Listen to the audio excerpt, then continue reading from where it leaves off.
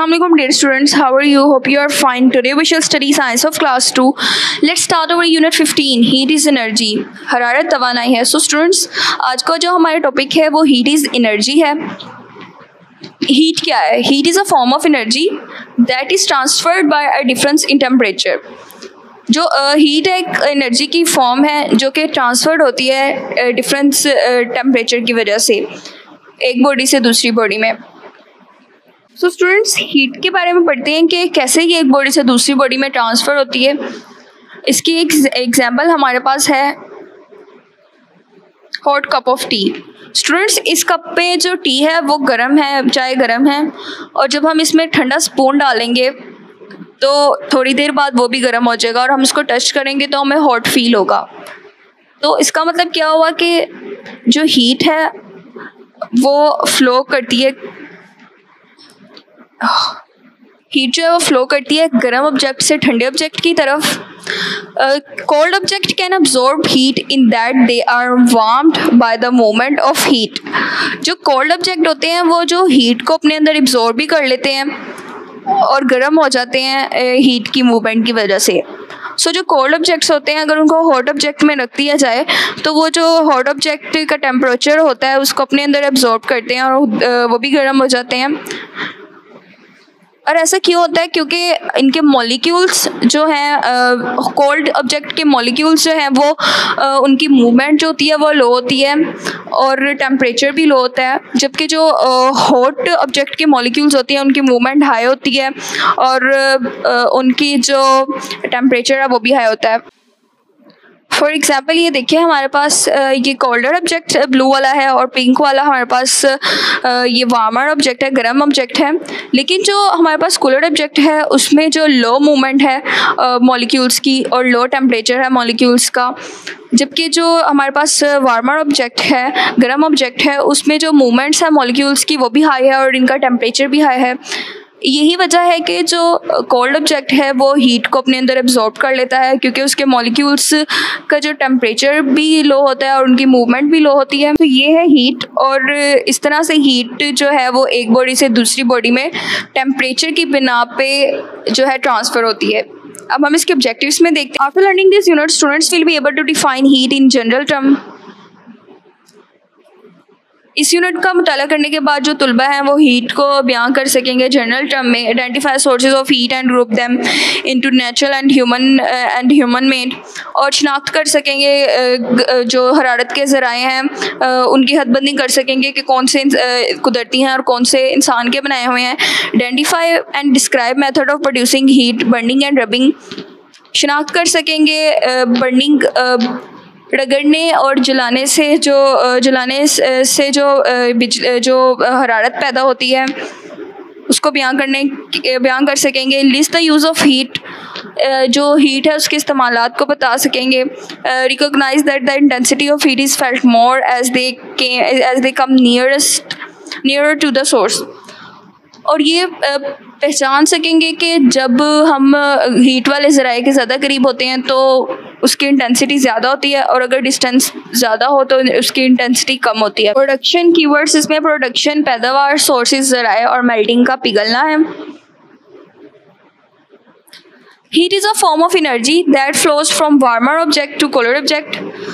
Heat एक energy की form है जो फ्लो करती है गर्म ऑब्जेक्ट से कूलर ऑब्जेक्ट की तरफ. जैसे कि अभी मैंने आपको एग्जांपल में बताया कि जो कोल्ड ऑब्जेक्ट है वो हीट को अब्जॉर्ब कर लेता है अपने अंदर.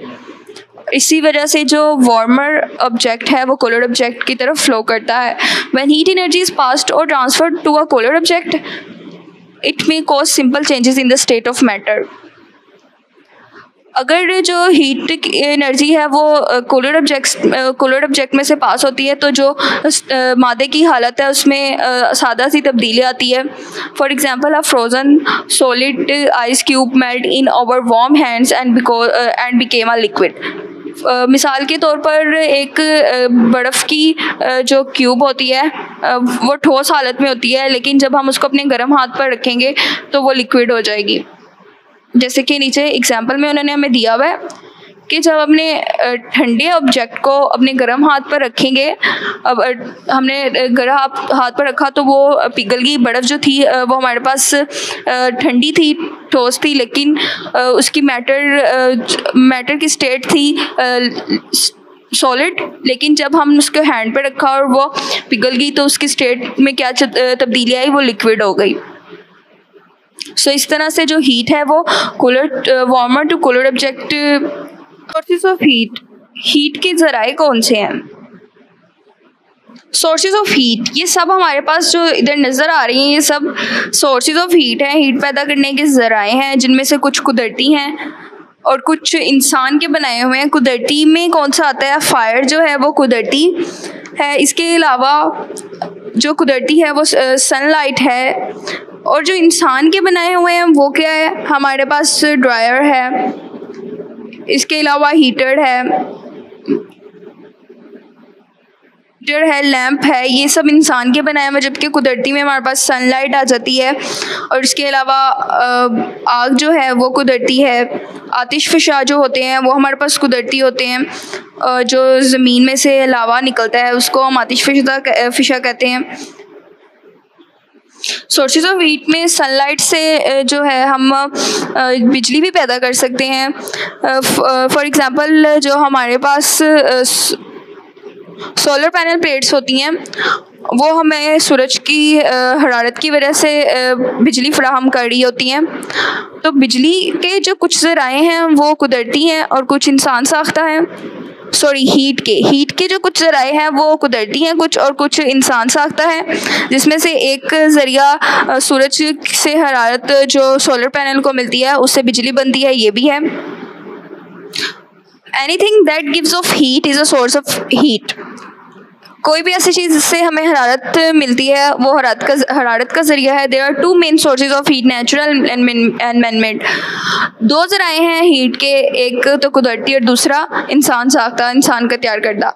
The sun is a natural source of heat. जो हमारे पास सन है वो नेचुरल सोर्स ऑफ हीट है। Other natural source of heat includes hot spring, volcanoes and night lighting. जो दूसरे हमारे पास कुदरती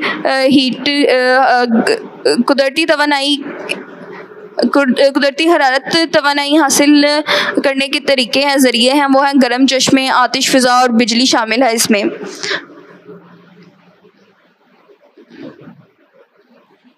Man-made sources includes furnaces, electric and gas heaters and many others things. जो इंसानी साख्ता चीज़ें हैं उसमें भट्टी शामिल है, इसके अलावा बिजली और गैस वाले हीटर शामिल है, और भी बहुत सी चीज़ें हैं, जैसे कि हमने पीछे पिक्चर में एग्जांपल देखी थी जिसमें हमारे पास लैंप है, और इसके अलावा हमारे पास हीटर है, लैंप है, हेयर ड्रायर है, स्टोव है, चूल्हा। ये सब चीज़ें जो हैं ये मैन मेड हैं। What do you have in your house that produce heat? अच्छा, आपके घर में ऐसा क्या है जो हीट प्रोड्यूस करता है? हमारे घर में स्टोव है, चूल्हा है जो हीट प्रोड्यूस करता है। इसके अलावा आयरन है जो हीट प्रोड्यूस करती है। इसके अलावा हमारे पास हीटर है जो हम सर्दियों में यूज़ करते हैं हीट के लिए, गर्माइश के लिए। तो ये चीज़ें हैं जो हम अपने घर में जिनसे हीट प्रोड्यूस होती है और हम अपने घर में इनको इस्तेमाल करते हैं, और ये सब क्या है? मैन मेड है। Ways of producing heat, heat पैदा करने के तरीके कौन से हैं? जरिए तो हमने पढ़ लिए, सोर्सेज क्या थे, लेकिन तरीके कौन से हैं हीट पैदा करने के? ये पिक्चर में देखिए, वार्मिंग वेज।